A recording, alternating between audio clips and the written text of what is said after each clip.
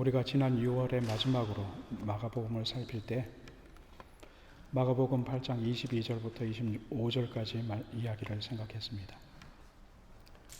그 가운데 우리 주님께서 시각장애인, 즉 앞을 보지 못하는 사람을 고치셨죠. 근데 26절을 보면 우리 주님께서 이 일 끝에 알 수 없는 한마디를 던집니다. 제가 읽어볼까요? 예수께서 그 사람을 집으로 보내시며 가라사대 마을에도 들어가지 말라 하시니라. 여러 면에서 볼 때 이 말씀은 사실 이해하기가 쉽지 않습니다. 무엇보다도 이 사람은 앞을 보지 못하는 고로 집과 가족을 떠나 유랑하면서 사는 사람이었을 것입니다. 그런데 이 사람이 나았다면 집으로 가서 가족들과 함께 살도록 하는 것이 당연하지 않겠습니까? 하지만 왜 주님께서 이 사람에게 마을로 들어가지 말라라고 당부하셨을까? 다음으로 예수님은 지금 복음을 전하려고 유대 전역을 여행하고 계십니다. 바로 전에는 유대인이 사는 지역을 넘어 이방인이 사는 지역까지도 다녀오신 바 있습니다.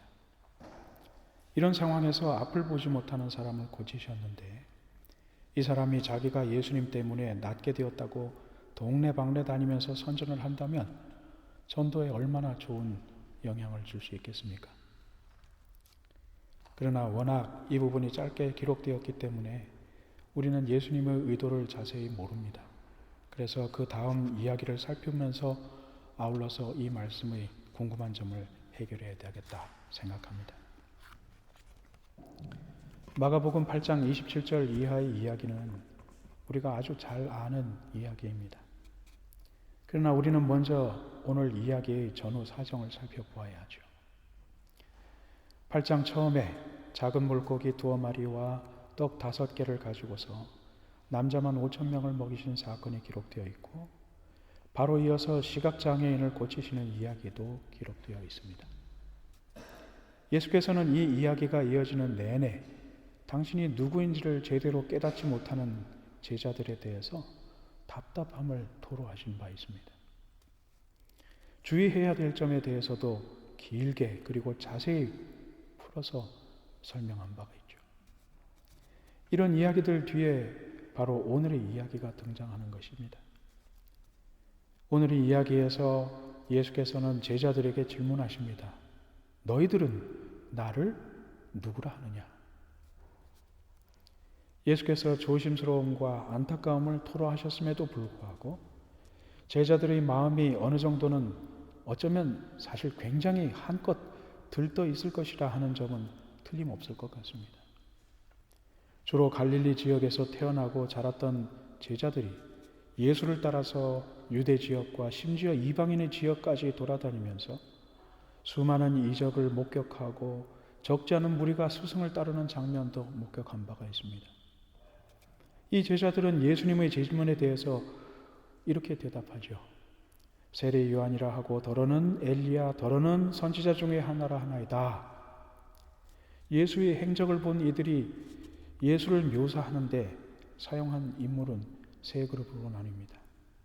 하나는 세례 요한, 또 하나는 엘리야, 그리고 마지막으로 선지자 가운데 어느 누구. 사실 이런 평가는 이미 마가복음 6장에 나온 바가 있습니다. 거기서도 마가는 헤롯을 비롯한 당시의 대중들이 예수께 대해서 어떤 생각을 했는지를 이렇게 알려주고 있습니다. 제가 읽겠습니다. 이에 예수의 이름이 드러난지라 헤롯 왕이 듣고 가로되 이는 세례 요한이 죽은 자 가운데서 살아났도다.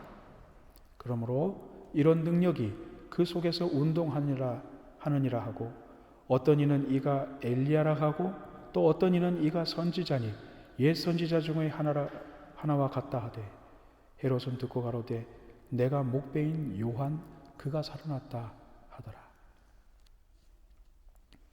시간이 많지 않아서 생략합니다만 이스라엘 백성이 예수를 평가하는 데 등장하는 인물들에 있어서 공통점이 있습니다. 이 인물들이 한결같이 선지자, 즉 하나님의 메시지를 백성에게 전달하는 일을 하는 그런 사람들이라는 점입니다.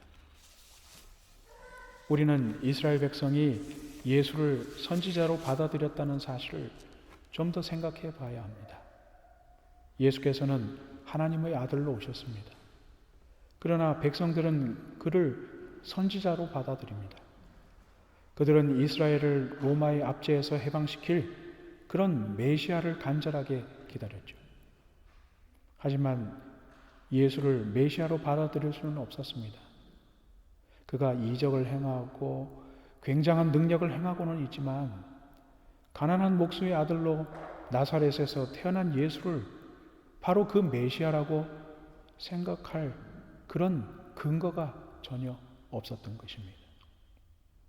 그래서 그들은 예수를 메시아에 앞서서 보내신 사자, 즉 선지자라 생각할 수밖에 없었던 것입니다. 세례 요한은 자기가 메시아의 사자이고 자기 뒤에 오는 분이야말로 진정한 메시아라고 고백한 바 있습니다.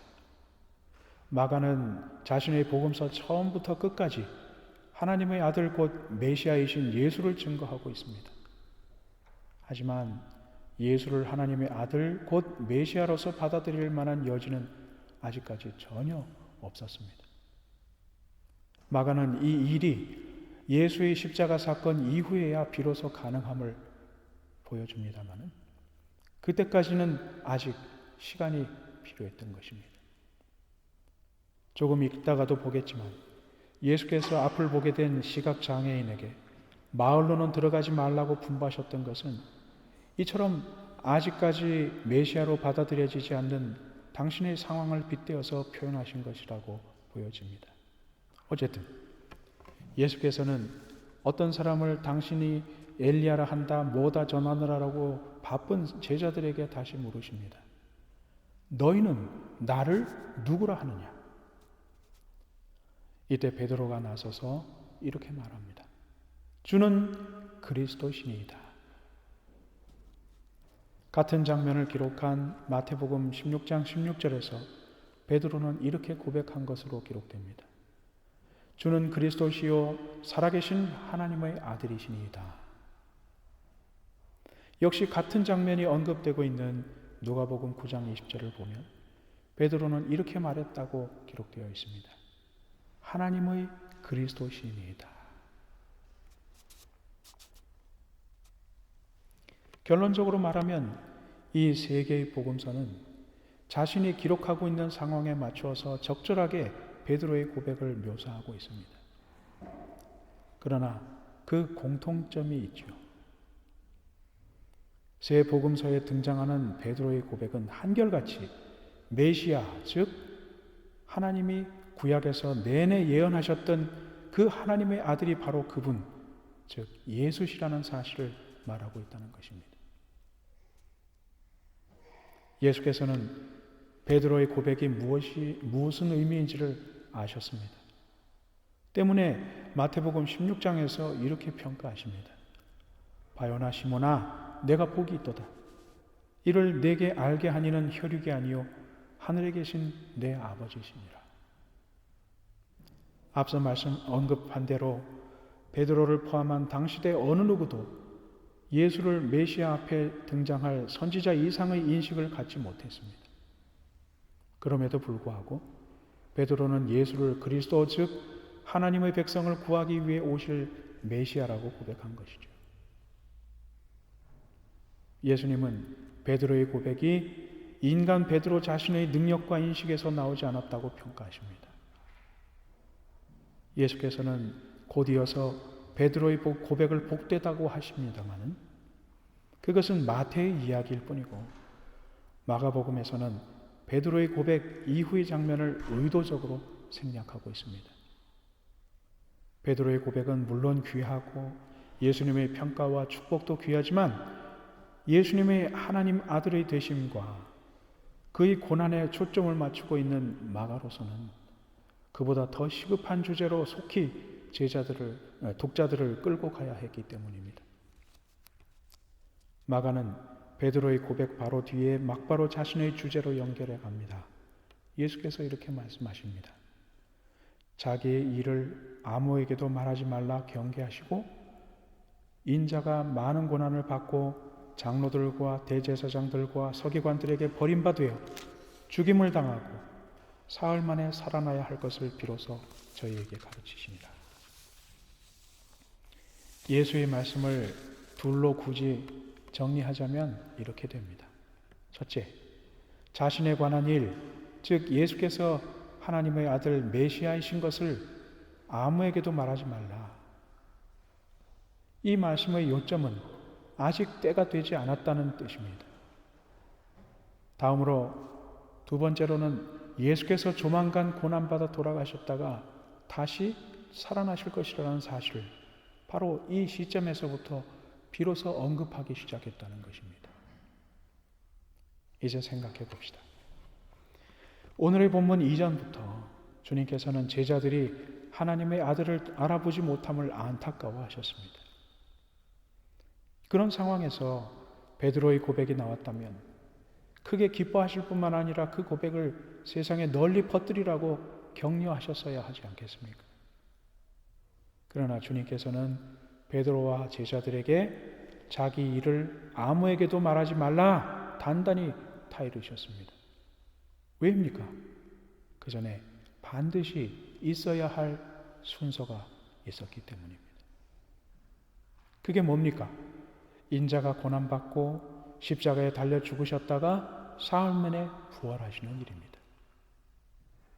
예수께서는 베드로가 내어놓은 위대한 신앙 고백 바로 뒤에 자신이 걸어가야 할 과정을 처음으로 드러내며 분명하게 언급하셨던 것입니다.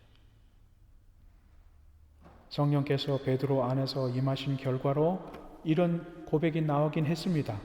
하지만 이 위대한 고백이 나오자마자 우리 주께서는 당신이 당하실 고난과 죽음, 부활을 말씀하셨던 것입니다. 베드로가 예수를 메시아, 즉 구주라고 고백하는 이 기분 좋은 분위기에서 좀 즐기셨다가 나중에 이 일을 이야기해도 좋지 않았을까? 그러나 이어지는 이야기를 보면 예수님의 생각은 절대 그렇지 않았던 것 같습니다. 예수께서 고난과 죽음, 부활에 관한 앞으로의 일정을 언급하자마자 베드로가 다시 나서서 이렇게 말합니다. 먼저 마가복음의 본문 그대로 읽어봅니다. 32절의 말씀입니다. 베드로가 예수를 붙들고 가나매. 원문이 보여주는 분위기는 어떤 주석을 사용하여 설명하자면 이렇게 됩니다. 베드로가 예수님을 붙잡고 말하는데 마치 자기가 이 일을 하지 않으면 안 된다는 듯이 강하게 예수님을 붙들고서 강권하다시피 하였다는 것입니다. 그런데 마가는 베드로가 이때 예수께 무슨 말을 했는지 이야기하지 않습니다. 그래서 우리는 마태복음 16장에서 베드로가 한 말이 무엇인지를 알아봐야 되겠습니다. 베드로는 이렇게 말합니다. 주여, 그리 마옵소서. 이 일이 결코 주에게 미치지 아니하리이다. 베드로의 말을 우리말로 얼핏 보면 예수님에게 그런 흉한 일들이 절대 일어나지 않았으면 좋겠다는 듯이 정중하게 해석되어 있습니다. 그러나 바로 이 문장의 그리스어 원문은 달리 해석할 수 있습니다. 즉, 그런 일은 절대 일어나서는 안 됩니다 정도로 단정적으로, 심지어 예수께서 그런 말씀을 하신 데 대해서 꾸중하다시피 하는 그런 정도의 분위기로 베드로가 말했다는 것입니다. 예수께서 자신의 고난과 죽음, 부활의 일정표를 아주 자세하게 제자들 앞에서 보여주실 때 베드로는 아주 강력하게 그 가르침을 거절했습니다. 요즘식으로 말하자면 베드로는 예수님의 말씀을 결사적으로 혹은 강력하게 배척했던 것입니다. 그런데 예수께서는 베드로의 태도에 대해서 역시 그만큼이나 강력하게 반응하십니다. 마가가 이렇게 설명해 놓았습니다. 예수께서 돌이키사 제자들을 보시며 베드로를 꾸짖어 가라사대 사단아, 내 뒤로 물러가라. 네가 하나님의 일을 생각지 아니하고 도리어 사람의 일을 생각하는도다. 그런 일은 절대 일어나서는 안 됩니다 라고 반발하는 베드로에 대해서 예수께서는 이 사탄아 하고 대응하셨습니다. 당신이 걸어야 할 길을 가로막는 이는 누구든지 사단으로 간주하겠다는 아주 강력한 태도였다고 저는 해석합니다. 아주 간략하게 이 부분의 신학적인 배경을 정리하자면 사실은 베드로가 억울합니다. 베드로가 예수님은 하나님의 아들 메시아시다 라고 주장하는 것이 예수께서도 인정하신 것처럼 올바른 고백이라고 한다면, 고난을 당하면 메시아, 더욱이 고난당하고 버림받고 죽임당하는 메시아는 적어도 유대인의 전통에서는 상상할 수조차 없는 일이었기 때문입니다. 지금부터 제가 말씀드리는 이 부분은 잊으셔도 되는 이야기니까 그냥 편하게 들어주시면 좋겠습니다.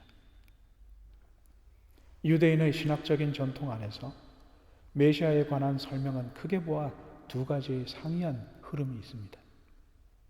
하나는 메시아가 오셔서 모든 민족과 모든 나라들의 섬김을 받으실 것이라 라고 생각합니다. 다른 하나는 이 하나님의 아들 메시아가 자기 백성에게 배척당하고 고난을 당하실 것이라고 생각하는 것이죠. 사실 이 부분은 간단히 설명하기가 어려운데 어쨌든 우리는 이 부분을 이렇게 정리하고 지나가야 하겠습니다. 구약 성경에는 메시아에 관한 이 두 가지 가르침이 분명히 공존합니다. 예수님 당시의 유대인들은 영광 받으실 메시아를 강력하게 기대했던 것이고, 이에 대해서 예수님께서는 아주 분명하고 강력하게 고난당하실 메시아의 모습을 주장하고 계셨던 것이죠. 예수께서는 고난당하고 죽으실 메시아의 모습이 하나님의 일이라고까지 강조하고 있습니다. 어쨌든 예수님께서는 나아가 자신의 뜻을 제자들에게 강하게 적용하십니다. 34절의 말씀입니다. 무리와 제자들을 불러 이르시되 아무든지 나를 따라오려거든 자기를 부인하고 자기 십자가를 지고 나를 좇을 것이니라. 예수님의 말씀을 저는 이렇게 해석해 보았습니다. 내가 메시아로서 고난당했다가 다시 살아나는 것은 아버지 하나님께서 확정하신 일이다. 뿐만 아니라 누구든지 나를 따르려면 자신의 십자가를 지고 나를 쫓아야 한다. 이것이 하나님의 방법이며 누구도 이것을 바꿀 수 없다. 여기에서 주께서 강조하시려는 것이 분명합니다. 하나님께서 자기 백성을 구원하시려는 계획은 사람의 생각이 아니라 하나님의 자신의 생각을 철저하게 따라야 한다는 것입니다. 그리고 하나님의 생각은 이것입니다. 메시아 되신 예수 그리스도께서 걸어가실 그 길처럼 누구든지 하나님 나라에 들어갈 사람은 반드시 마찬가지로 십자가의 길을 걸어야 한다는 것입니다. 이것이 예수님께서 말하신 소위 자기를 부인하는 길입니다. 이 일이 이루어지기까지 예수님은 당신이 하나님의 아들이시라는 사실을 널리 공개되기를 원치 않으셨던 것입니다. 사랑하는 여러분, 이제 우리는 오늘 말씀을 마무리해야 하겠습니다. 오늘 본문에서 뻗어나오는 수많은 생각의 가지들을 모두 다 언급할 수는 없습니다. 그럼에도 우리는 이 사실 하나만은 깊이 주목해야 합니다. 예수께서는 메시아로 오셔서 당신의 계획을 아주 분명하게 예언하셨습니다. 그것은 자기 백성을 구하기 위해 고난받는 것이고 죽는 것이었고 다시 살아나는 것이었습니다. 하나님의 아들로서 당연히 받으셔야 할 하나님 백성의 환호와 경배를 굳이 마다하시고 아버지 하나님께서 정하신 대로 자기 목숨으로 자기 백성의 생명을 얻겠다고 하는 이 계획. 하지만 베드로의 입에서 나온 반응은 하나님의 백성으로 기나긴 세월을 살면서 간절하게 메시아를 바랐던 당시 유대인들의 생각을 정확하게 보여주고 있습니다. 그들은 생각합니다. 메시아는 이래야 한다. 그들이 기대했던 메시아는 이런 것입니다. 화려하고 존엄한 가문에서 태어나서 정치적인 권력도 장악하고 힘도 가지고 백성을 로마의 압제에서 건져내서 저 찬란한 유대의 왕국을 재건하는 그런 분이었습니다. 하지만 예수께서 선포하신 메시아는 기껏해야 자기 백성에게 거절당하고 고난당하고 죽고 다시 살아나는 그런 메시아입니다. 바로 이런 생각의 차이에서 베드로와 예수님 사이의 긴장이 일어나게 되었던 것입니다. 이런 긴장은 사실 오늘날의 우리에게도 심심찮게 일어납니다. 우리는 예수를 믿는다고 합니다. 성경을 잘 알기 때문에 하나님과 믿음에 대해서 무엇이든 말할 수 있습니다. 하지만 우리의 그 믿음이라는 것이 때로 우리를 통해 역사하시려는 하나님의 역사를 방해할 때가 많다는 사실을 잊어서는 안 됩니다. 우리의 믿음, 우리의 지식, 우리의 관습 등등이 때때로 하나님의 뜻을 오해하게 하고 잘못 믿게 하고 심지어는 하나님을 행하시려는 일을 방해하기도 한다는 뜻입니다. 이런 일들이 왜 일어나는 것일까요? 예수께서 베드로에게 말씀하신 그대로 이것을 표현하자면 우리가 하나님의 일을 생각하지 아니하고 도리어 사람의 일을 생각하기 때문입니다. 우리의 믿음과 생각으로 무엇인가를 하려고 할 때 이것이 때때로 하나님의 일을 오히려 방해합니다. 결론적으로 말씀드리자면 우리는 무슨 일에든 하나님의 관점에서 생각하며 그분의 의지와 계획에 언제든지 순종하려는 태도를 갖추어야 하겠다는 것입니다. 예수께서는 베드로를 꾸짖는 자리에서 당신의 제자로 따라올 모든 자들에게 첫 번째로 부여되는 의무를 지적하십니다. 즉, 자기를 부인하는 것입니다. 자기의 생각, 자기의 주장, 자기의 욕망 같은 것들을 버리지 않으면 그의 제자가 될 수가 없습니다. 입으로 그 어떠한 고상한 고백을 내놓는다 하더라도 자기 속마음을 지배하는 가치와 판단을 포기하지 않으면 그 어떠한 사람이라도 하나님의 뜻에 순종하는 삶을 살 수 없다는 것입니다. 결국 자기 부인은 제자가 되기 위한 첫 번째 관문이고 자기에게 지워진 십자가의 무게를 넉넉히 견뎌낼 수 있는 원천적인 힘이라 할 수 있습니다. 사람의 일을 생각하지 말고 하나님의 일을 생각하라. 우리는 베드로의 고백 이야기에 빠져서 이 귀중한 예수님의 가르침을 정작 우리 자신에게 적용하는 것을 잊어버리곤 합니다. 베드로의 고백과 칭찬과 실패는 결국 우리 자신에게도 적용되어야 할 소중한 교훈입니다. 우리는 말끝마다 하나님의 뜻을 찾고 그의 뜻대로 살기를 바란다고 말하죠. 그러나 그 소중한 고백들이 아름다운 신앙의 열매로 맺어지기 위해서는 무엇보다도 하나님의 뜻 앞에 기꺼이 나의 생각과 판단을 포기하려는 결단이 필요합니다. 이 일이 실행되지 않는다면 우리는 오히려 하나님의 일을 방해하는 사단이 될 것입니다. 사랑하는 여러분, 오늘 말씀의 교훈을 구체적으로 어떻게 적용해야 할지에 관한 부분은 여러분 개개인에게 맡기려고 합니다. 죽은 자도 살리며 하늘에서 먹을 것도 내리시는 선생님을 보면서 제자들은 틈만 나면 나중에 누가 더 높은 자리에 오를까만 궁리합니다. 그러나 예수님은 언제나 하나님의 뜻을 물으셨고 고민하는 가운데 즐거이 받고 싶지는 않았던 그 고난의 잔을 기어이 받으셨습니다. 이 둘 사이의 차이는 결국 누구의 뜻이 더 중요한지를 결정하는 자신의 태도에서 결정됩니다. 내 삶 가운데 일어나는 수많은 일들, 지금도 하나님께 도움을 요청하는 부분들, 어떤 결정이 옳은지를 고민하는 일들에 앞서서 이 사실을 기억하십시오. 나는 지금 그분의 뜻을 존중하며 그가 말씀하신다면 기꺼이 내 뜻과 계획, 판단까지도 포기하겠다는 각오를 갖고 있는가? 화려하고 감동적인 신앙 고백으로는 충분하지 않습니다. 하나님의 뜻에 기꺼이 자신을 부인하는 순종을 통해 우리의 믿음이 완성되는 것입니다.